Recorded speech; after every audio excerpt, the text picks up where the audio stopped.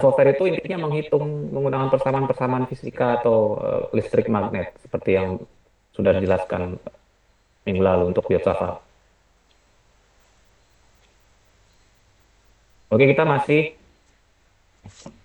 pada CPMK atau capaian pembelajaran yang menghitung sistem arus menggunakan prinsip medan magnet. Ya, kita belum masuk ke dalam CPMK berikutnya. Nah, ini untuk yang eh, kalau sebelumnya adalah arusnya itu yang gap panjang tak hingga, maka bagaimana kalau kita punya panjang dari penghantarnya itu tidak tidak apa tidak lurus dan tak hingga terbatas. Maka kita hanya mengubah ya bukan bukan hanya sih ini rumit juga. Kita mengubah batas integralnya ya. Kalau sebelumnya kan minus tak hingga ke tak hingga. Ini rumus dalamnya sama ya. Kalau kalian lihat nanti slide sebelumnya nanti saya share. Dalamnya sama seperti yang kita perhitungkan pada minggu lalu. Tapi batasan integralnya itu berbeda. Batasan integralnya itu tergantung dari ujung dan pangkal dari dari kawat atau dari pembawa arusnya. Ya, jadi dari Z1 batas bawahnya ke Z2 batas atasnya. Dan kalau kita ingin mengetahui bagaimana Z1 dan Z2 secara geometri, apa namanya kalian menentukannya dengan cara sudut yang diketahui, kemudian nanti lokasi ini tuh relatif terhadap sudut yang diketahui seperti apa. Ya, mudah-mudahan kalian masih ingat soal geometri kalkulus ya. Nanti akan kenapa Z1 itu rho tangan alfa satu? Itu karena hubungannya adalah dengan apa namanya lokasi titik ini terhadap pangkal dari si kawat. Ntar saya ganti screen dulu.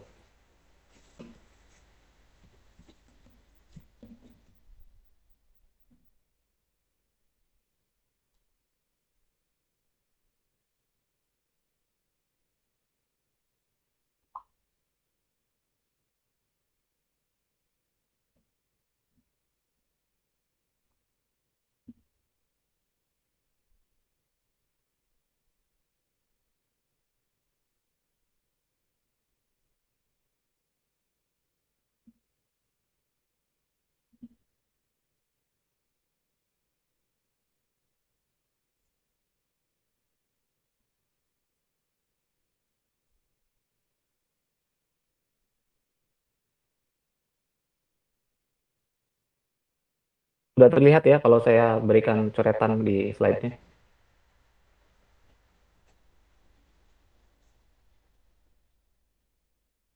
Nah, suara saya masih bagus atau putus-putus? Bagus, Pak. Baik. Maksudnya bukan suara kualitas bagus ya, maksudnya suara koneksinya. Jadi kalau kalian lihat Z1 dan Z2 itu adalah pangkal dan ujung dari batasan filamen yang kita ingin jadikan sumber dari medan magnet. Nah, batasan dari integral Z1 ke Z2 ya. Dalamnya sama semua nih ya, yang ini itu sama semua seperti yang sebelumnya. Gak ada bedanya, cuman batasnya beda ya.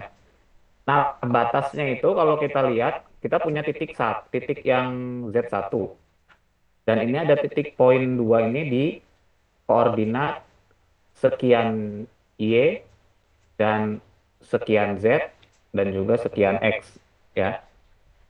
Pada poin 2 ini adalah koordinat. Dan ini posisinya hilang.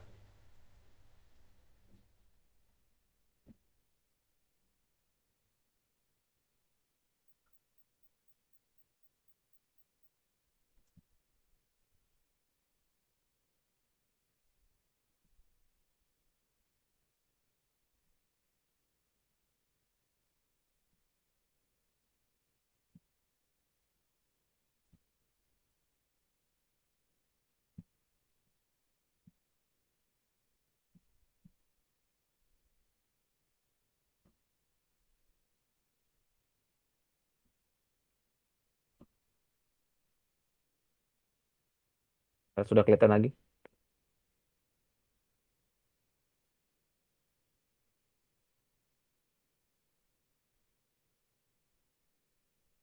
Sudah, Pak.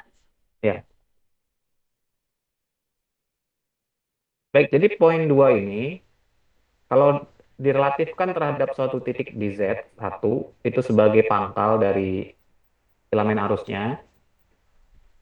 Kalau diambil garis vektor jarak ke sana, atau vektor perpindahan ke sana, atau vektor posisi, itu dia memiliki sudut alfa satu. Kemudian itu untuk yang ke pangkal. Untuk yang ke ujung yang paling atas, Z2, itu dia memiliki sudut relatifnya alfa 2. Nah, kenapa rho tangan alfa? Kan kita tahu kalau kita bekerja di dalam koordinat silinder, itu jarak radius, jarak ini adalah rho kan? Ya, kalau kita bekerja di koordinat silinder, jarak radius itu rho. Ya, berarti ini adalah jaraknya rho itu dari poin yang kita akan cari medan magnetnya terhadap titik atau terhadap lokasi di mana filamen atau sumber medan magnet itu berada. Ya, jadi kalau di sini itu jaraknya rho, kemudian ini jaraknya Z1, kita punya sudut tertentu alfa satu. Trigonometri yang menghubungkan antara relasi sudut rho dengan Z1 itu adalah tangen. Jadi alfa satu, kalau kita buat tangen alfa satu itu sama dengan Z1 dibagi rho. Ya, ini geometri. Z1 dibagi rho. Ya, sehingga Z1 itu adalah rho dikalikan dengan tangen alfa satu. Demikian juga yang Z2. Ya, Z2 itu berarti ada ketinggian atau eh, sebagai sisi depan dari sudut itu berupa Z2, dan sudut antara titik dengan ujung lokasi Z2 itu adalah alfa 2. Maka kita punya relasi tangen alfa 2 itu adalah Z2 per rho. Karena jaraknya yang adjacent atau yang menghimpit sudut itu adalah tetap rho, ya. Sehingga Z2 itu adalah rho tangen alfa 2. Karena ini diubah begini batasnya. Dan ini sama ke bawahnya, hanya saja batasnya yang berbeda.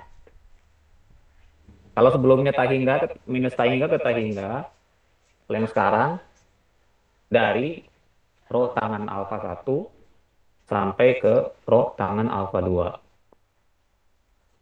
Oke.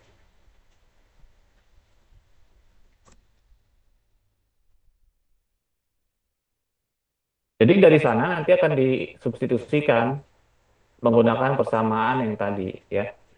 Jadi yang di atas itu adalah tadi sisa finalnya adalah H sama dengan I per 4 pi rho pada arah A. V, di mana yang harus diintegrasikan adalah, atau hasil integralnya adalah Z per rho kuadrat Z kuadrat akar. Tapi kita punya syarat batas dari rho tangan alfa satu sampai rho tangan alfa 2. Tinggal disubstitusikan satu-satu. Rho tangan alfa masukkan ke Z, rho tangan alfa masukkan ke Z. Ya, untuk yang dua kemudian dikurangi dengan yang satu. Seperti kalkulus ya, ada integral seperti ini. Jadi kenapa kalkulus itu jadi mata kuliah tingkat satu? Karena dipakai untuk atas-atasnya. Jadi jangan merasa aman kalau misalkan sudah lewat kalkulus udah nggak akan ketemu lagi. Ya, kalau di elektro pasti ketemu terus. Walaupun nggak seabstrak di kalkulus, tapi kalian akan ngelihat ternyata dipakainya buat ini tuh, kan? Kalau saya dulu begitu. Awalnya belajar kalkulus nggak tahu buat apa.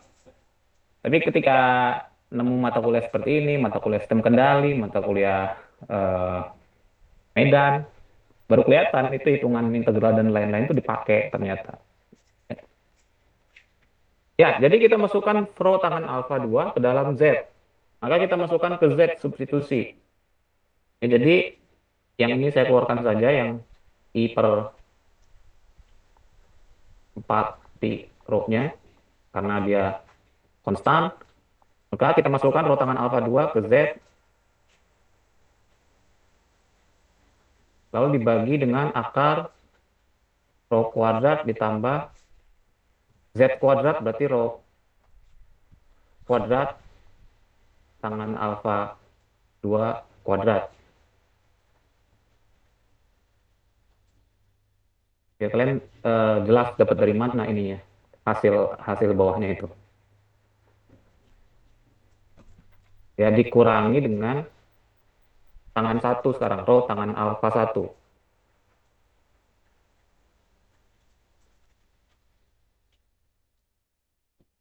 Rho tangan alfa satu dibagi dengan akar rho kuadrat ditambah rho kuadrat tangan alfa satu kuadrat.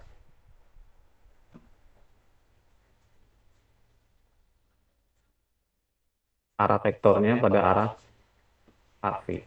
Jangan lupa.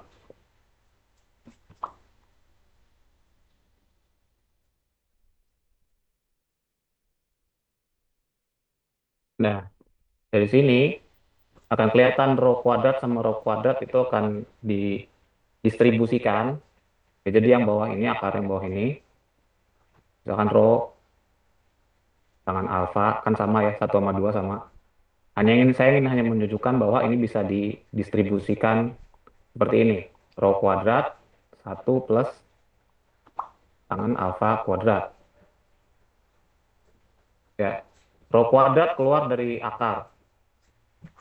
Sehingga rho tangan alfa dibagi dengan rho-nya keluar 1 plus tangan kuadrat alfa.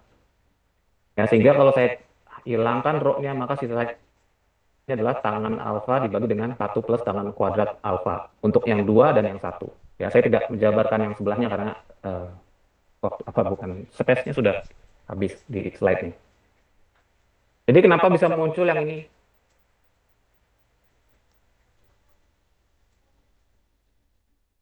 Oke, sekarang saya lemparkan apa namanya kontribusi kalian. Kenapa dari tangan alfa per satu plus tangan alfa kuadrat akar itu menjadi sinus? Ada yang bisa kasih tahu atau ada yang nyadar? Ya, 3 menit. Silakan raise hand. Semua kontribusi saya catat ya, benar ataupun salah. Ya. Jadi jangan kalian takut menjawab.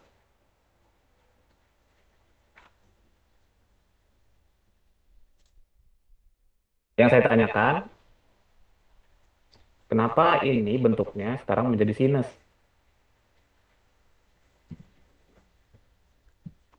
Maksudnya hasil akhirnya kenapa jadi sinus? Ada yang tahu prosesnya?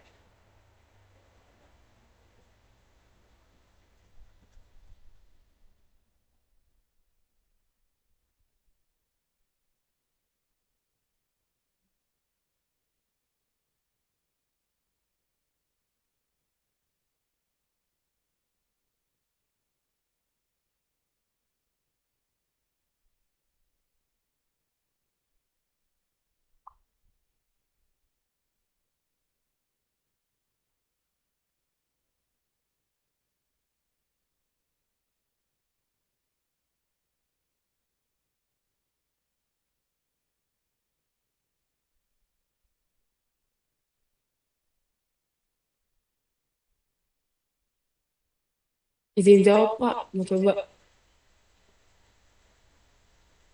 Itu dari Ya, Tankesin silakan. eh, karena penggunaan identitas trigono gitu Pak, jadi penerangan rumusnya. Oke, identitas trigonometri mana yang diturunkan?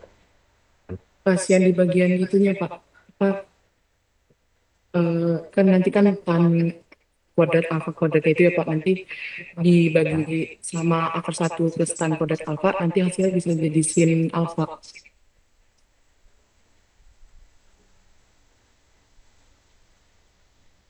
Sorry. Satu plus tangan kuadrat ini maksudnya yang diubah. Ya, ini.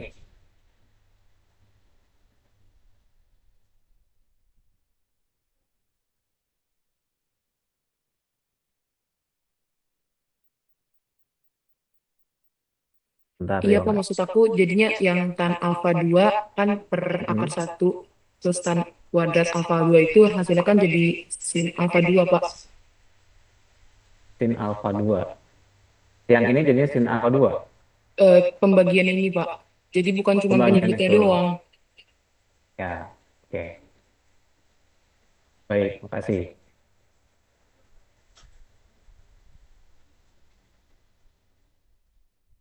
Dewa enggak? Tadi ada resen gimana? Izin menjawab Pak. Ya. Eh, Maaf ya Pak kalau salah. Jadi eh, tan jadi yang akar satu plus tan kuadrat A2 itu kan bisa diubah jadi sekan ya. Jadi sekan A2. Terus yang tan A per 2 itu kan sin per cos kalau nggak salah ya, sin per cos. Terus yang bawahnya itu sekan itu bisa diubah jadi super cos. Nah, nanti jadi sin per cos dibagi sama satu per cos. Kan dibalik tuh Pak. Jadinya sin per cos dikali cos. Cosnya hilang jadi sisanya sin. Jadi sin A2 gitu. Oke. Ya, baik. Ya, tadi terima kasih Sherin sudah bilang rumus identitas trigonometri. Betul. Berikutnya tentang tangan bisa berubah menjadi sinus. Salah satunya begitu ya, karena rumus trigonometri kan banyak ya, identitas, kemudian macam-macam. Bisa pakai cara apapun, bisa balik ke tujuan yang sama kalau caranya benar ya. Eh, jadi kalian kalau lihat indikator seperti ini, jangan bingung dulu ya. Jadi A2 itu, alfa 2 itu maksudnya adalah yang poin poin yang ke menuju Z2 ya, sudut yang menuju Z2, makanya itu alfa 2. Kemudian alfa 1 itu sudut yang menuju ke Z1 ya. Jadi bukan per 2 ya. Oke, jadi ada identitas trigonometri satu plus tangan kuadrat X ya, itu sama dengan sekan kuadrat X, sekan ya. Satu lagi sekan itu sama dengan satu per kosinus X. Sekan X sama dengan kosinus X.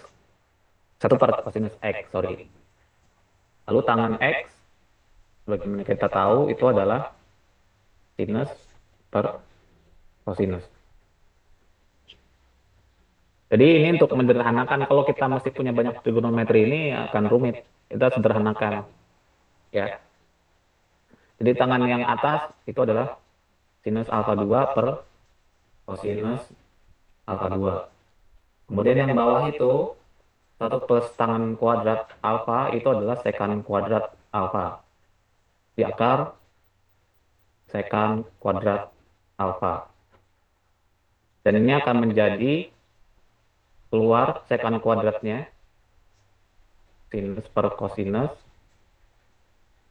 alfa dibagi dengan sekan alfa. Sekan alfa itu satu per kosinus ya. Di sinus alfa per kosinus alfa satu per kosinus alfa. Ya, jadi sisanya adalah sinus. Jadi seperti itu.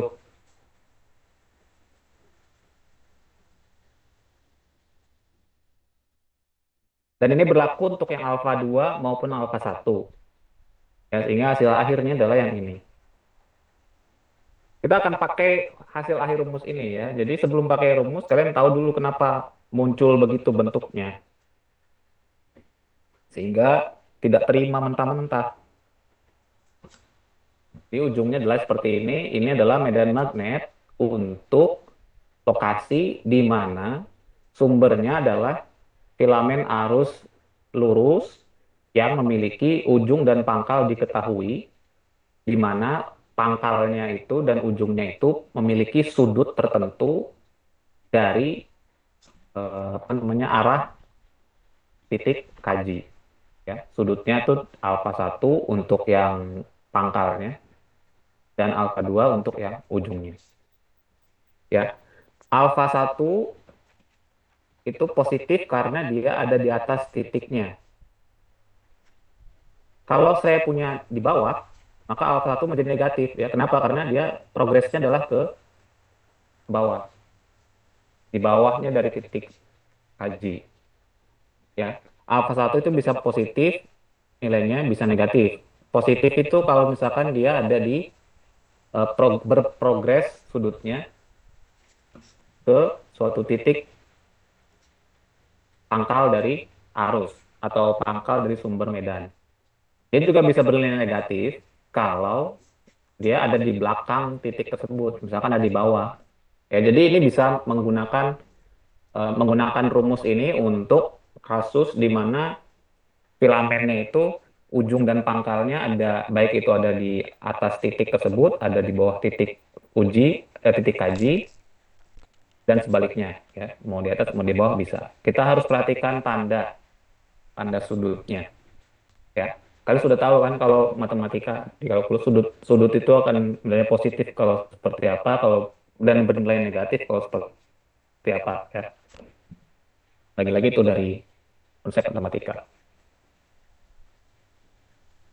Oke, nah dengan demikian kita kita bisa menggunakan rumus ini untuk mengerjakan contoh. Jadi pada praktiknya adalah kawat itu konfigurasinya tidak selalu lurus, ya bisa macam-macam, bisa belok, bisa melingkar, ya bisa bentuknya spiral dan seterusnya. Kalau kalian lihat dinamo atau motor itu kawatnya kan dia melilit lingkar, ya. Jadi walaupun ini belum sampai kompleks, tapi kita sudah tahu bahwa bisa dihitung dengan cara komputasi seperti itu. Prinsip dasarnya menggunakan Biot-Savart. Cara menghitungnya tentu saja menerapkan kalkulus. Ya, ini semua jadi capaian pembelajaran di mata kuliah ini. Makanya hubungannya kalkulus dengan medan, dengan fisika itu apa namanya saling berkaitan. Jadi medan elektromagnetik itu bukan belajar listrik magnet secara aplikasinya, tapi benar-benar dari bagaimana konsepnya bisa dihitung. Karena aplikasi itu jadi kalau misalnya kita bisa hitung. Kalau nggak ada hitungannya nggak bisa jadi aplikasi. Ya. Ya, jadi ketika kita punya ini, ada suatu kawat yang lintasnya dari bawah, dari apa? Dari depan terus ke samping, ya. Dan dari depan ini dari minus tahingga dan sampingnya ke tahingga, tapi dia belok di tengah, tidak lurus lagi. Jadi dengan kondisi seperti ini kita harus cari dua segmen. Pertama segmen akibat dari kawat yang menjuntai di sepanjang sumbu X.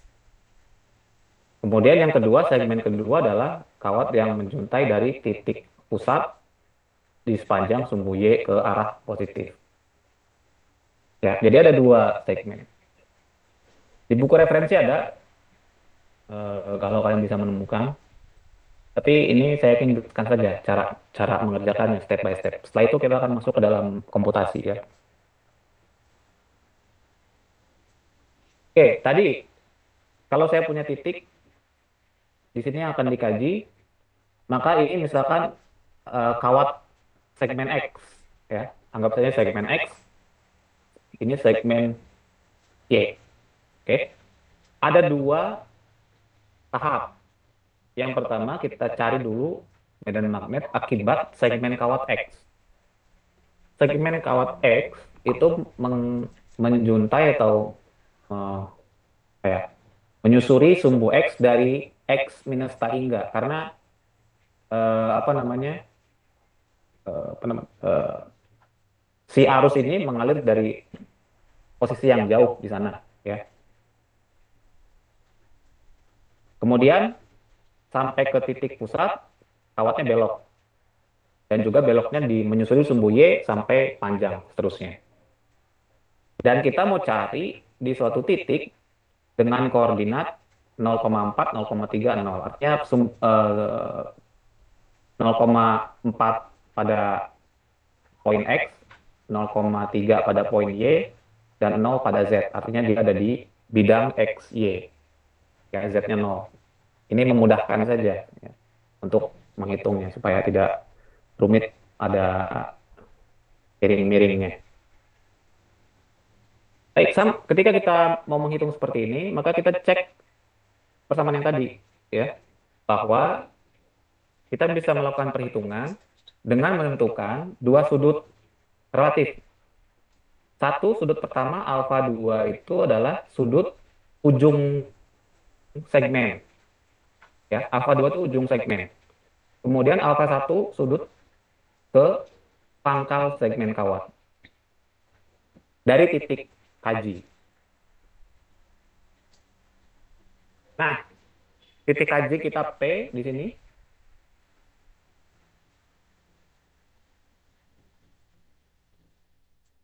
Kemudian titik pangkal dari segmen kawat X terhadap titik P, ya, itu pada posisi yang diarahkan menggunakan sudut alfa 1X. Ya, alfa 1X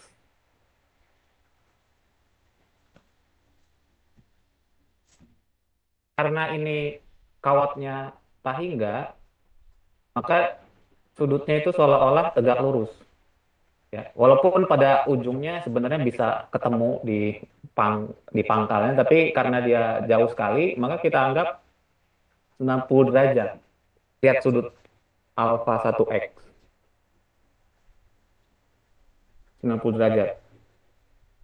Ya, tegak lurus.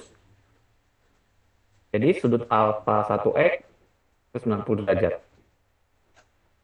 Hati-hati, di sini bukan hanya 90 derajat, tapi tadi saya sudah katakan kalau posisi pangkalnya itu ada di bawah atau di sebelum titik kaji, maka nilai sudutnya itu adalah negatif.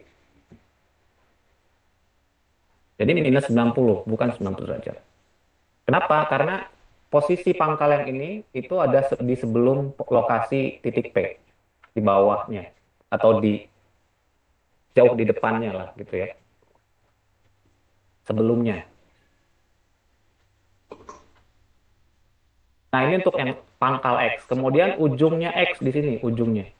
Ya, dari titik P, ujungnya X itu diarahkan menggunakan atau relatif arahnya sebesar sudut alfa 2X. Kenapa alfa 2? Alfa 2 itu menunjukkan segmen ujung yang dua itu ya. Satu itu adalah pangkalnya, dua itu ujungnya. Kemudian kenapa X? Karena ini akibat atau segmen X. Oke. Sudut alfa 2X itu kita harus cari ini berapa menggunakan trigonometri. Ya. Paling gampang itu adalah menggunakan hubungan tangan. Ya, karena kalau saya punya sudut di sini, maka tangan si sudut ini, ya, tangan alfa 2X itu adalah yang ini dibagi dengan yang ini. Ya, ini dibagi dengan yang ini. Ininya berapa? Ini adalah posisi 0,4, posisi X nih. Ya. Jadi tangan alfa 2X itu 0,4 dibagi dengan 0,3. Sehingga alfa 2X itu adalah inverse tangan dari 0,4 per 0,3. Jadi ini adalah tangan min 1 0,4 per 0,3. Ya. Itu untuk sudut kepada segmen X. Sebaliknya kita juga harus cari sudut terhadap atau kepada segmen Y dari titik P, titik KJ ini. Ya, pangkalnya adalah di sini di 0, 0, 0, 0. Titik P itu arahnya ke sana untuk mengarahkan ke 0, kita anggap sebagai alfa 1Y. Nah, kalian sudah bisa tentukan bahwa alfa 1Y ini pasti negatif. Kenapa? Karena posisinya itu sebelum titik P, si pangkalnya ini. Ini kan sebelum titik P. Ya, tadi aturan sudutnya itu kalau sebelum poin, sebelum lokasi keberadaannya, maka dia negatif. Kalau setelah lokasi, maka dia positif. Ya, dia alfa 1Y itu adalah negatif. Negatif berapa? Ya sama, ini sudut ini alfa 1Y menghadapi sisi depan yang ini dan sisi samping yang ini. Ya, jadi kalau kita mau hubungkan lagi dengan sebuah relasi tangan, maka kita bisa dapatkan tangan alfa 1Y itu adalah yang ini. Yang ini itu adalah 0,3. Kemudian yang ini per 0,4. Jika kalau saya kita mau cari alfa 1Y, itu adalah tangan minus 1 dari 0,3 dibagi 0,4. Ketika kita masukkan ke sini, nilainya jangan lupa itu adalah negatif. Kenapa?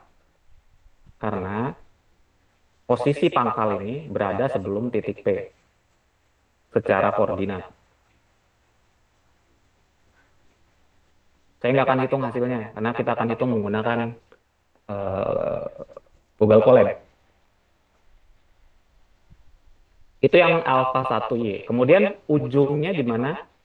Ujungnya itu di Tahingga, dan ini sudut ke Tahingga terhadap titik P, alfa 2Y itu adalah 60 derajat. Ya, karena sudutnya hampir tegak lurus. Ya, walaupun sebenarnya tidak tegak lurus pasti, tapi karena dia Tahingga panjang sekali, maka sudutnya dianggap tegak lurus.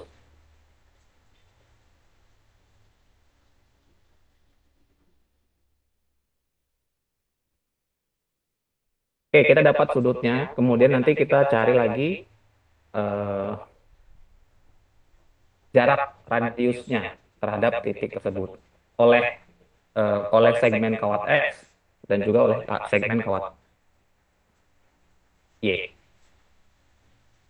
Kalau kita balik ke rumus yang didapatkan dari apa namanya dari konsep medan magnet menggunakan filamen yang terbatas panjangnya, yang lupa itu adalah A sama dengan 1/4 pi rho sudut, ya, sudut ujung dikurangi sinus sudut pangkal ada arah V.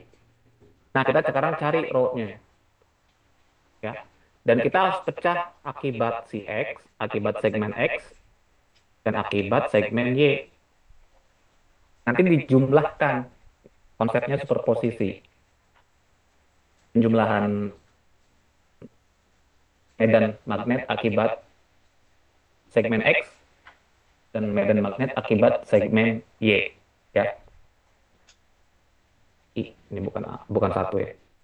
I-nya 8 ampere ya, ini trivial saja. Mau 8, mau 10, terserah ya. Kalau dia nilainya sudah konstan, itu nggak terlalu pusing hitungnya. Oke, sekarang kita cari rho-nya terhadap segmen X, ya I per 4pi. Rho terhadap segmen X itu adalah jarak dari segmen X ke titik P. Ya, lihat, jangan kebalik. Jarak ini adalah rho pada segmen X. Nilai eh, rho dari segmen X itu adalah koordinat Y. Ya ini. Ini kan koordinat Y ya. Tapi koordinat Y itu menunjukkan jarak antara titik P terhadap kawat segmen X. Ini biasanya kejebak. Ya. Jaraknya jangan kebalik. Ini jarak dari kawat ke titik P. Bukan koordinat X, Y, Z. Dari titik P, bukan. Ya. Nah, jarak dari titik P ke kawat segmen X itu adalah sebesar koordinat yang Y. Yang ini. 0,3. Jadi rho X itu adalah 0,3.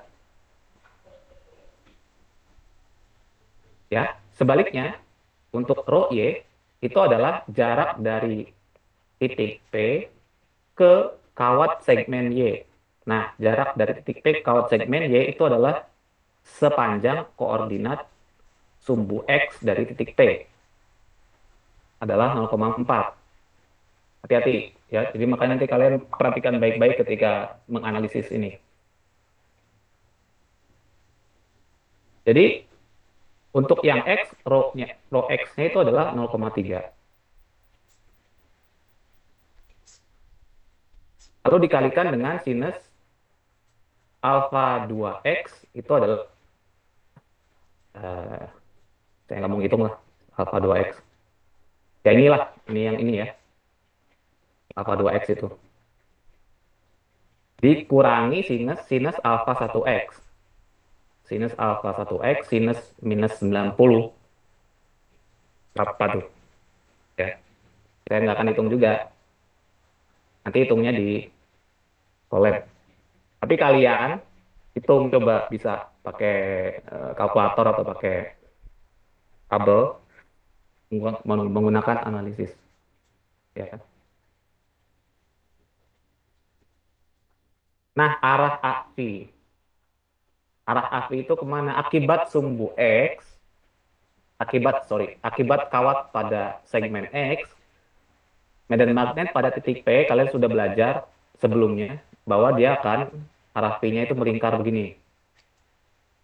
Ya, aturan tangan kanan. Kalau misalkan ada arus mengalirnya apa namanya ke atas atau ke depan begini, I-nya begini, maka medan magnetnya itu adalah arahnya ke sana. Ya, kalian menggunakan aturan tangan kanan. Kenapa muncul aturan tangan kanan? Dari penurunan biosafat ketika arus yang lurus tadi. Menunjukkan kalau misalkan kalau ada kawat lurus, kita posisikan ibu jari, maka dia akan melintas sepanjang 4 jari yang sisanya.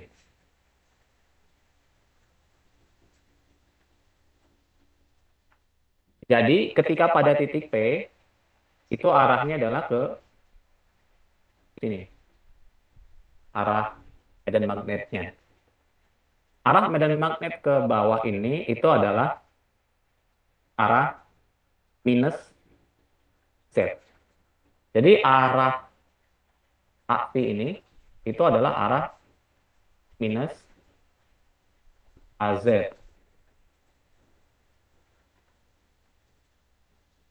Ya, jadi diubah ke minus AZ. Hasilnya adalah ada minusnya, jangan lupa. Minusnya harus ke depan. Nanti dihitung. I-nya berapa, I-nya 8, sinusnya gimana. Lalu hasil akhirnya pada vektor arah AZ. Kenapa? Berdasarkan aturan tangan kanan. Titik P akibat segmen kawat X itu medan magnetnya adalah ke bawah pada titik P. Ya, AV-nya itu melintas begitu, melingkar pada titik P persis akan mengarah ke bawah. Arah ke bawah itu koordinatnya adalah arah minus AZ. Oke. Begitu juga kalau dengan yang akibat segmen Y. Ya, jadi I per 4 pi, rho Y-nya itu 0,4. dikali dengan sinus alfa 2Y dikurangi sinus alfa 1Y. Arahnya adalah arah aktif. Ya, ini alfanya kalian nanti hitung dulu baru masukkan ke sini. Ya. Nah, pada titik P oleh segmen Y, ya, bagaimana medan magnet arahnya? Ya sama kita pakai ini juga, aturan tangan kanan juga. Jadi arahnya dari sana sini, ya, melingkari ya arahnya. Jadi pada titik P2 akibat segmen Y itu arah medan magnet juga akan arahnya ke bawah. Ya, kalian bayangkan saja atau bisa ilustrasikan dengan tangan kanan. Kalau arusnya itu ke arah kanan, pada titik P itu yang di sebelah sisi depannya itu, medan magnetnya ke arah mana? Jadi sama ini sebenarnya arahnya ke arah minus AZ. Artinya arahnya tuh ke bawah. Koordinat Z ke bawah. Nah, kita sudah dapat medan magnet akibat segmen Y, medan magnet akibat segmen X pada titik P. Totalnya, kita gabungkan. H totalnya itu adalah medan magnet akibat segmen X ditambah medan magnet akibat segmen Y. Ya, jadi begitu. Itu untuk konfigurasi kawat yang berbelok. Ya, sekali lagi ini dasarnya hitungannya begitu. Kalau ketemu kawat yang berbelok-belok yang kayak gimana pun, pakai hukum Diodt-Savarт bisa, asal dia bisa menentukan vektor sudut dan lain-lainnya.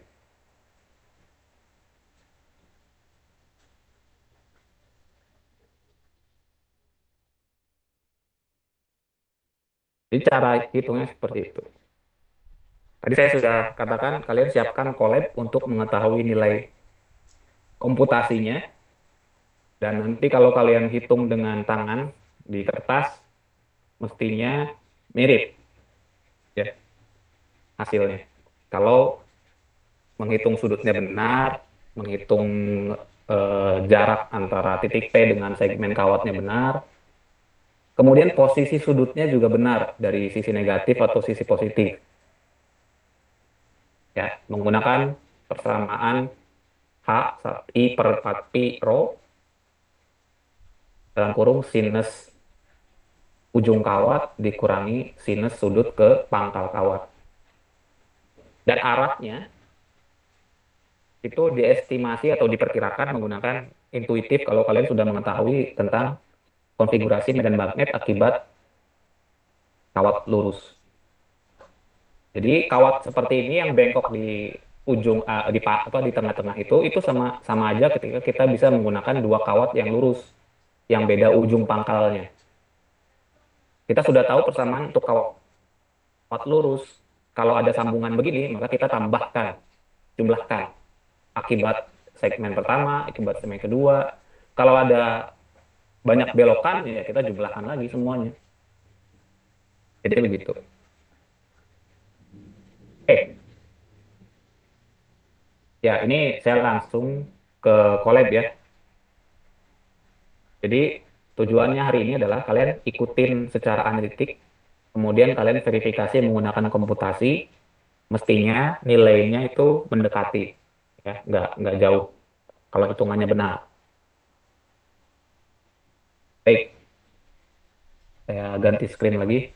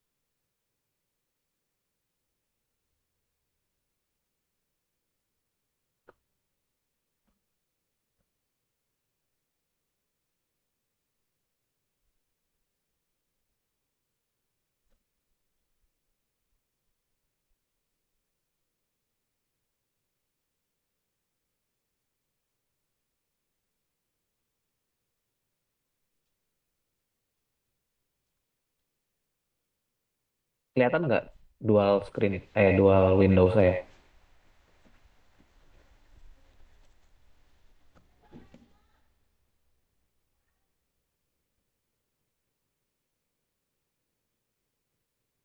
Kelihatan, Pak. Nggak. Ya, maaf kalau hurufnya jadi kecil yang teks yang di Jupyter Notebook. Karena kalau saya besarin lagi, yang kirinya nggak kelihatan. Mestinya harus bisa barengan. Supaya kalian tahu problemnya juga. Oke.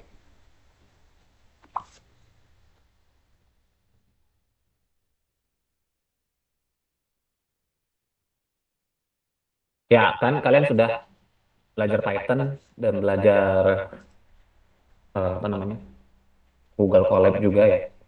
Komputasi numerik pakai Google Colab kan? Kalian sudah belum? Sudah, Pak. Ya, sudah pakai Python untuk komputasi ya. Jadi saya tidak akan jelaskan lagi kenapa begini.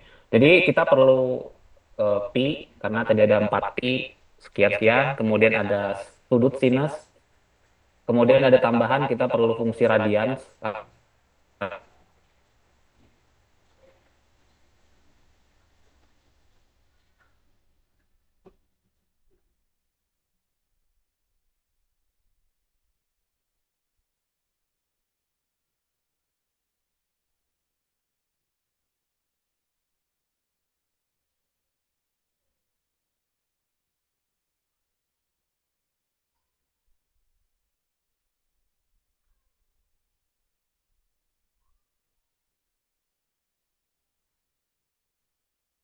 Oke, kemudian kita definisikan arus I-nya itu 8 ampere variabelnya, koordinat Px, Py, Pz, koordinat P ya 0,4, 0,3, Z-nya 0. Kemudian berikutnya juga kita hitung rho X-nya. Nah, rho X itu adalah jarak radius dari titik P ke segmen kawat X. Ya, jadi itu adalah jaraknya adalah koordinat Y. Nah, ini tadi saya sudah tekankan berkali-kali. Bahwa ini adalah jarak dari titik P ke segmen kawat X. Dan jaraknya itu adalah, atau radiusnya itu adalah sebesar koordinat X, koordinat Y. Jadi ini adalah radius terhadap terhadap kawat X itu adalah koordinat sebesar koordinat Y. Kemudian kita juga cari alfa 1X. Itu adalah minus 90 derajat, tadi yang sudah saya jelaskan. Kemudian alfa 1X kalau mau diubah ke radians, maka kita harus pakai fungsi radians. Karena kita mau perhitungan sudut sin ini, itu menggunakan radian ya. Jadi derajat itu harus diubah ke radian. Jadi radians alfa 1X dalam derajat dimasukkan ke fungsi radian untuk dikonvert. Kemudian alfa 2X dalam radian, nah itu tadi inverse tangen ya, inverse tangen dari eh, koordinat X-nya 0,4 dibagi dengan radiusnya 0,3. Jadi yang ini inverse tangen. Kita sudah dapat sudut-sudutnya dan juga radiusnya, maka kita bisa hitung berapa medan magnetnya, Hx-nya, yaitu I per 4 pi rho X dikalikan dengan sinus alfa 2X dalam radian dikurangi dengan sinus alfa 1X dalam radian. Itu medan magnet akibat segmen kawat X. Dan ini masih dalam bentuk API ya. Kalau dalam persamaan yang tadi, maka kita ubah menjadi arah AZ itu adalah kita negatifkan. Makanya tadi saya berkali-kali mengulang itu. Medan magnet pada titik P akibat kawat segmen X itu arahnya api. Api itu arah yang berputar pada sistem koordinat silinder. Kalau kita menggunakan aturan tangan kanan oleh kawat pada segmen X, arahnya ke sana, pada titik P itu tepat arahnya medannya itu ke bawah. Jadi minus sumbu Z. Jadi kenapa makanya minus muncul minus ini? Kalau nggak diginiin hasilnya pasti salah atau tidak tepat dengan analisis. Oke, berikutnya sama untuk yang Y. Rho Y itu adalah eh, panjang koordinat sumbu X, sorry, panjang koordinat X, karena ini radius terhadap kawat segmen Y. Ini adalah panjangnya, radiusnya adalah koordinat X dari P.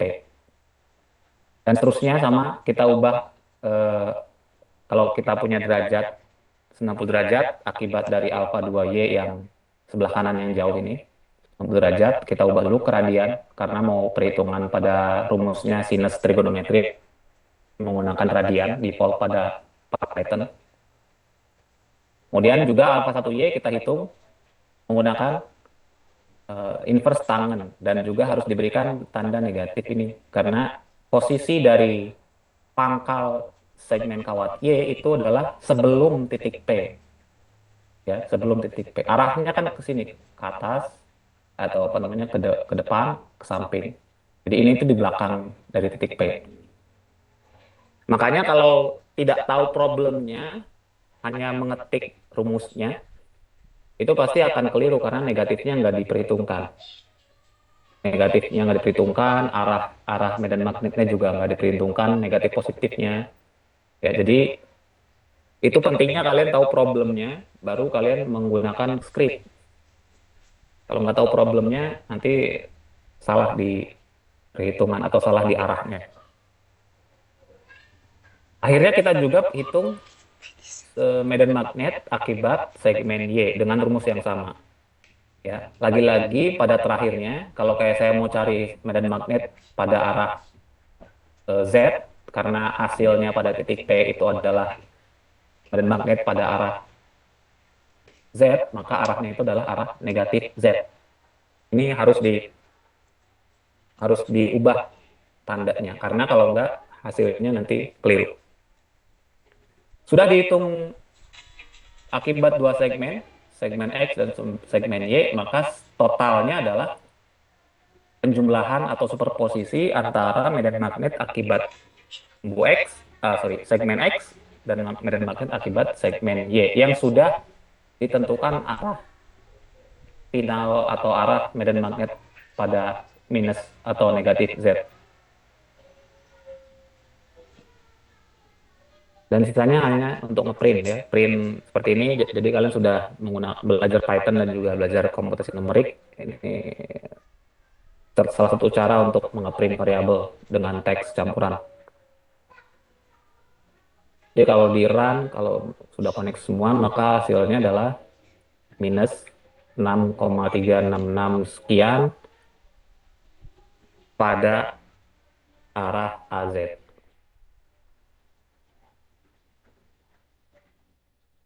Jadi seperti itu.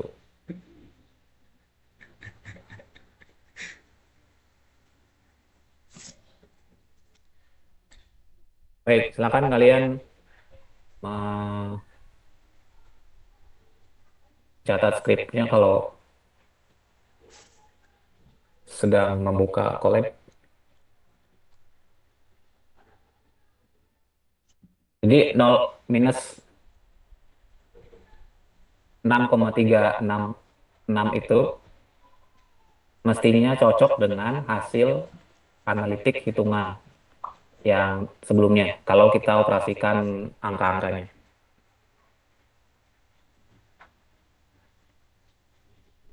Baik, ada pertanyaan sampai sini?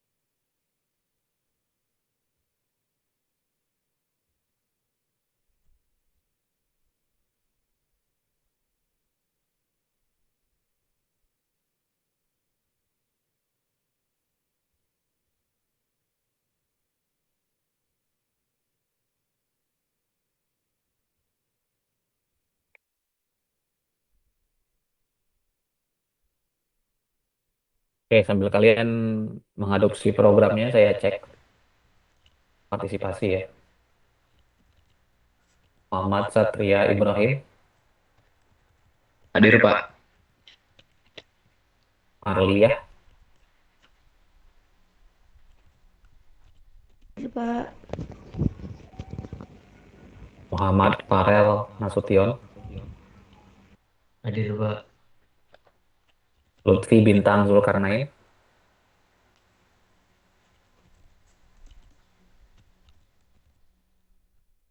Raffi Muhammad, Hadir, Pak. Ahmad Fahrezi,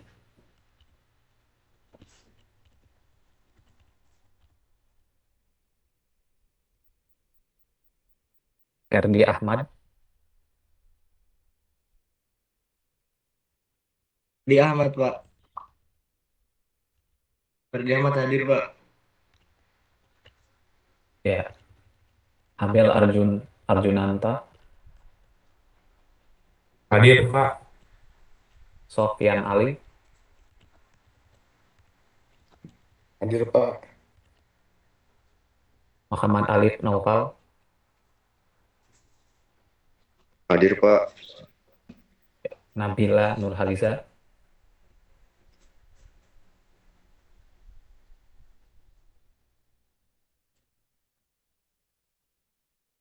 Hadir, Pak. Khairil Huda, Hadir, Pak. Damar Wildan Saputra, Hadir, Pak. Naurah Sarah Mayangsari, Hadir, Pak. Alif Ihsan Santosa, Hadir Pak. Muhammad Raihan Habibi, Hadir Pak. Sherin Listriani, Hadir, Pak. baik, Galih, Galih Nugraha Saputra, Hadir, Pak. Siti Nurhayati,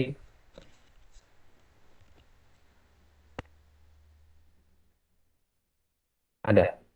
Pak, Yaya hadir, cuman dia nggak ada suaranya Pak di laptopnya. Oke. Kalau nggak ada di ini ya, rest hand biar saya tahu. Itu dia udah Oke, raise saya hand Pak. ya, ya sudah Siti. Muhammad Khairul Hamdillah, Hadir, Pak. Zorif Zaki Wijanarko, Hadir, Pak. Askar Sauki,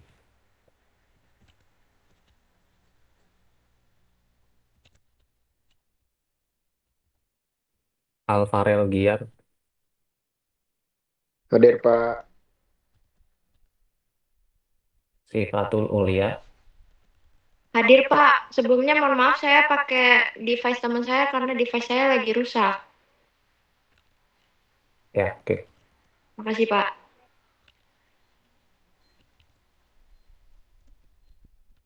Muhammad Nailul Zulfikar, Hadir, Pak.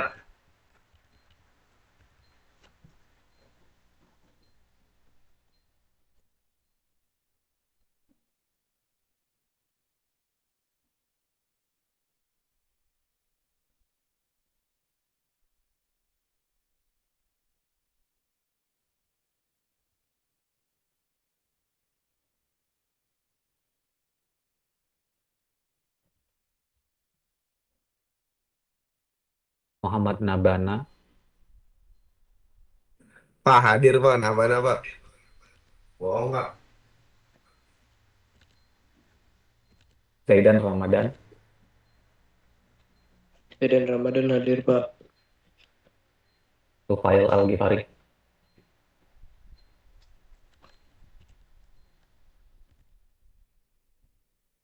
ada M. Riyadus Solihin, Hadir Pak. Aisyah Walinov, Hadir, Pak. Muhammad Zaki, Hadir, Pak. Dewangga, Hadir Pak.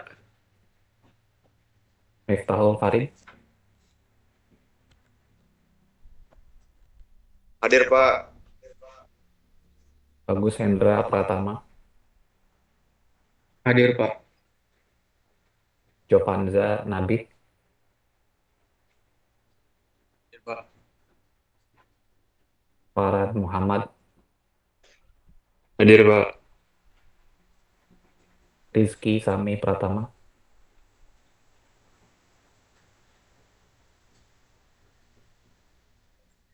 Hadir, hadir, hadir.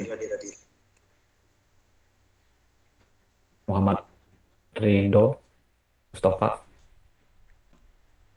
Hadir Pak.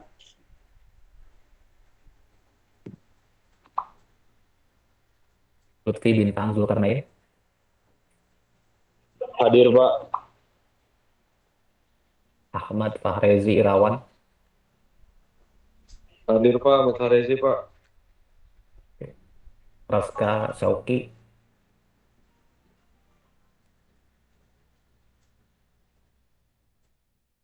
Praska Syauki ada,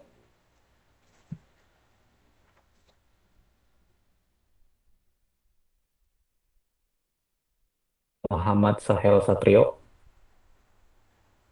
Hadir Pak.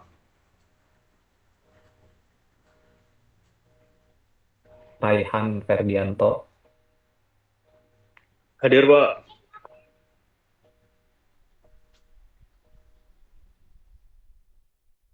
Praska Syauki,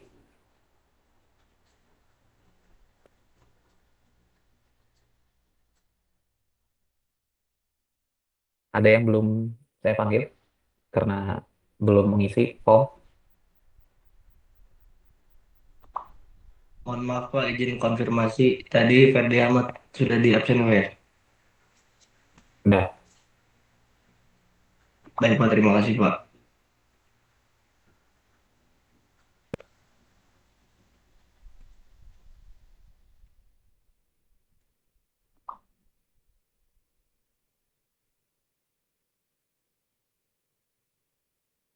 oke ya nanti akhir minggu ini akan ada tugas.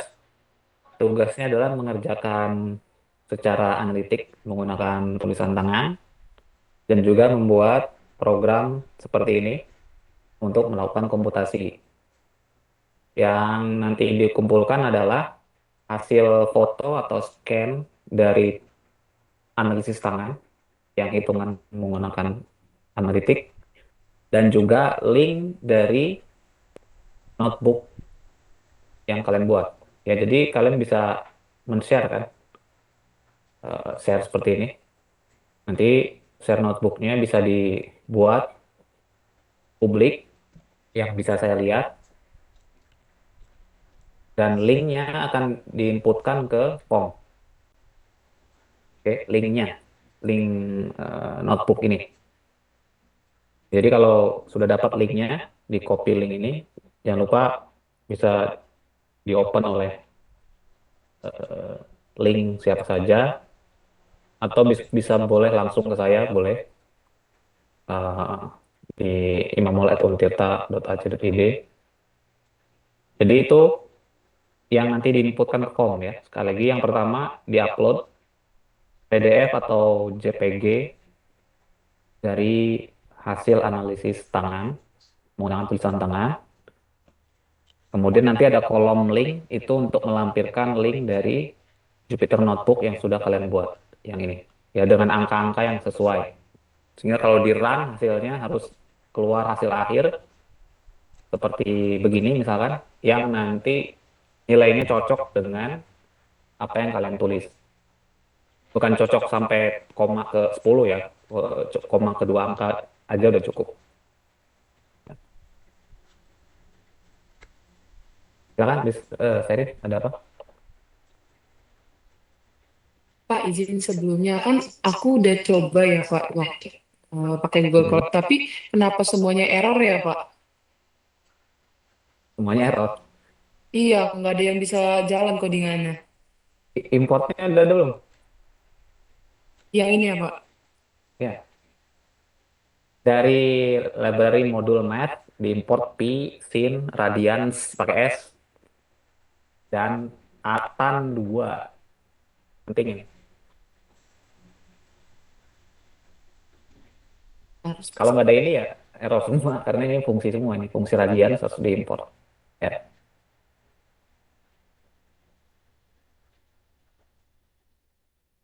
udah Pak, udah aku tambahin, tapi masih error.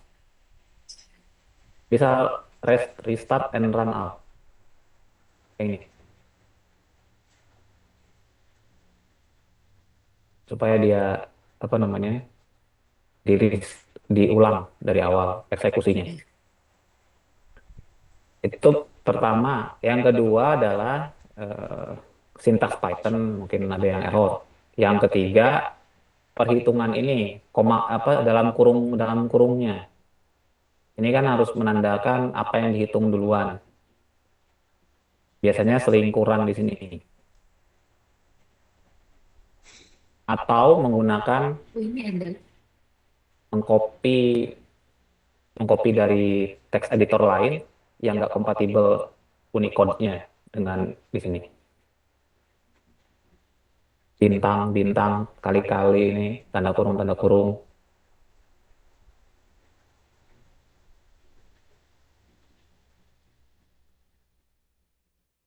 Atau sintak fungsi atan 2 ini harus koma, px, koma, rx. Huruf kapitalnya, jangan sampai salah. Underscore bukan spasi, itu juga biasanya begitu. Ya itu soal ini aja, soal penulisan.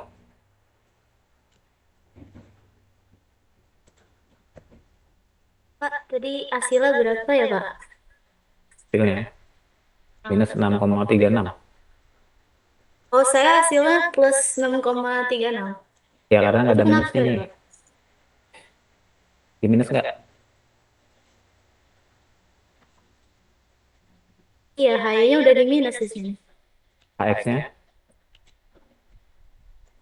Oh, dua-duanya minus, Pak. HY underscore AZ-nya min HX, terus HX underscore AZ-nya min HY. Sama, Mas. eh, Sesuai. sudutnya minus 90 yang untuk alfa X1X sama yang alfa 1Y itu minus tan. Yang tadi saya sudah bilang konvensi sudutnya ada minus dan positif. Ada dua nih. Kalau itu benar juga, ya rumusnya kebalik nggak? Alfa 2X dikurangi alfa 1X atau alfa 2Y dikurangi alfa 1Y.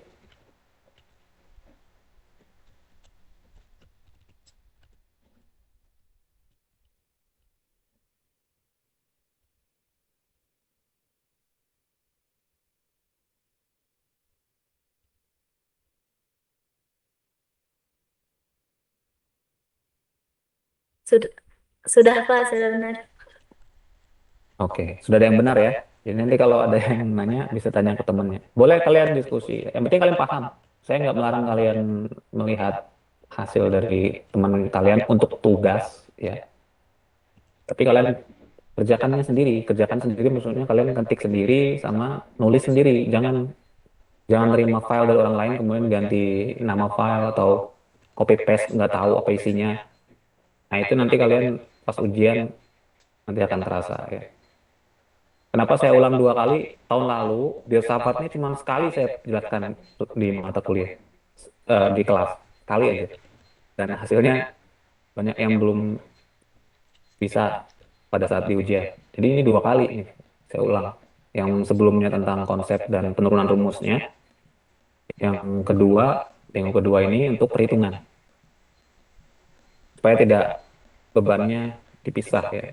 Makanya kalian ketika kuliah ikuti saja minimalnya, fokus nanti dapat slide dan dapat skrip ini kalian coba sendiri. Kalau nggak coba sendiri hanya ngopi, hanya apa namanya nerima dari teman nggak dilihat lagi, cuman langsung dikumpulkan, ya itu sih namanya kalian nggak mau bisa ya. Nanti di akhir semester capaian pembelajarannya nggak tercapai dan saya nggak bisa memberikan kelulusan gitu.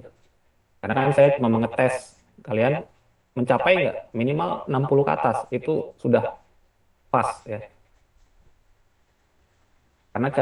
Karena mata kuliah ini harus begitu. Kalau nggak nanti di atas-atasnya nggak bisa lagi. Sama seperti kalkulus. Kalau kalian kalkulus lulus tapi sebenarnya nggak mencapai pembelajaran apa capaiannya, nanti di sini kan bingung lagi. Ya, sebelumnya katanya udah lulus. Ngelihat lagi trigonometri atau integral bingung lagi. Harusnya kan udah lulus ya udah gitu, udah mampu gitu. Dan seterusnya ya. Oke. Ada lagi pertanyaan sebelum kita akhiri? Karena tadi udah ada temennya yang dapat jawaban oke, kalian bisa konfirmasi ke mereka ya.